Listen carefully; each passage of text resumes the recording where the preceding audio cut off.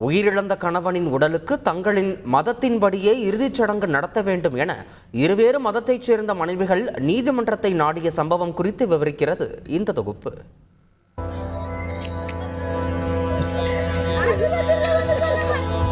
முதல் மனைவி இந்து மதத்தைச் சேர்ந்தவர், இரண்டாவது மனைவி இஸ்லாம் மதத்தைச் சேர்ந்தவர். கணவன் இறந்ததால் மருத்துவமனையில் கூடிய இரண்டு மனைவிகள், இறப்பிலும் சொந்தம் கொண்டாடிய மனைவிகள் இறுதிச் சடங்கு தங்கள் முறையில் செய்ய வேண்டும் என இருவரும் பிரச்சனை செய்ததால் 2 நாட்களாக காக்க வைக்கப்பட்ட கணவரின் உடல்.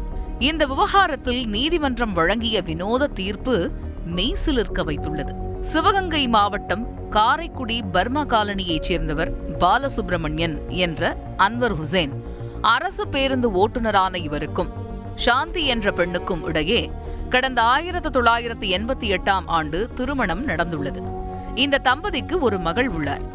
கருத்து வேறுபாடு காரணமாக சாந்தியை பிரிந்த பாலசுப்ரமணியன் 28 ஆண்டுகளுக்கு முன்பு திருப்பாலைக்குடியைச் சேர்ந்த சையத் அலி ஃபாத்திமா என்பவரை இரண்டாவதாக திருமணம் செய்துள்ளார்.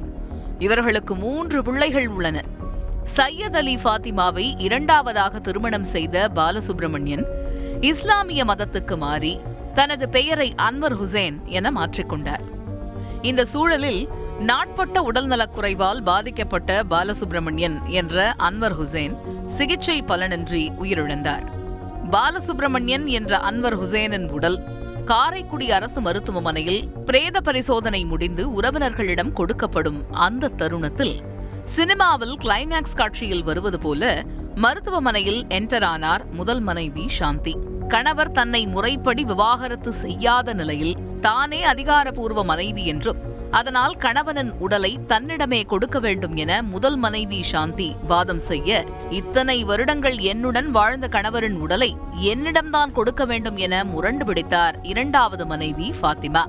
இதில் நடுவில் சிக்கிக்கொண்ட போலீசார் யார் பக்கம் சாய்வது என தெரியாமல் தலையை பீத்துக் கொள்ள நீதிமன்றத்திற்கே செல்லுமாறு உடலை மீண்டும் பிணவரைக்கு அனுப்பி வைத்தனர். அதன்படி மதுரை உயர்நீதிமன்ற கிளையை நாடிய முதல் மனைவி சாந்தி அவசர வழக்கு ஒன்றை தொடுத்தார். அதனை விசாரித்த மதுரை உயர்நீதிமன்ற நீதிபதி GR சுவாமிநாதன் இறுதிச் சடங்கை சுமூகமான முறையில் நடத்தும் விதமாக வித்தியாசமான முறையில் அளித்த தீர்ப்புதான் ஸ்பாட்லைட்டாக மாறியுள்ளது. முதல் மனைவி சாந்தி இறந்த பாலசுப்ரமணியன் என்ற அன்வர் ஹுசேனின் உடலுக்கு அரை மணி நேரம் இந்து மத வழக்கப்படி சடங்குகள் செய்யலாம். அவர் சடங்கு செய்த பின்பு காரைக்குடி முஸ்லிம் ஜமாத்திடம் உடலை ஒப்படைக்க வேண்டும். அதன் பின்னர் இரண்டாவது மனைவி ஃபாத்திமா இறுதி மரியாதை செய்து இஸ்லாமிய முறைப்படி அடக்கம் செய்யலாம். நீதிபதியின் இந்த தீர்ப்பால் இறந்தவரின் உடல் 2 நாட்களாக அல்லல் பட்டு வந்த நிலையில் முதல் மனைவி சாந்தி தனது குடும்பத்தாருடன் சேர்ந்து இந்து முறைப்படி கணவருக்கு சடங்குகள் செய்தார்.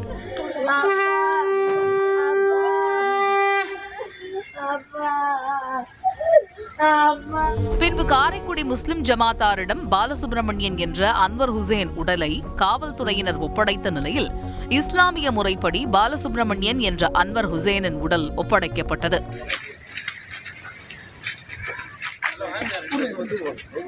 உயிரிழந்த கணவனுக்கு இறுதி மரியாதை செய்வதற்காக 2 மனைவிகள் உரிமை கோரி நீதிமன்றம் வரை சென்ற சம்பவம் பரபரப்பையும் நெகிழ்ச்சியையும் ஏற்படுத்தியது.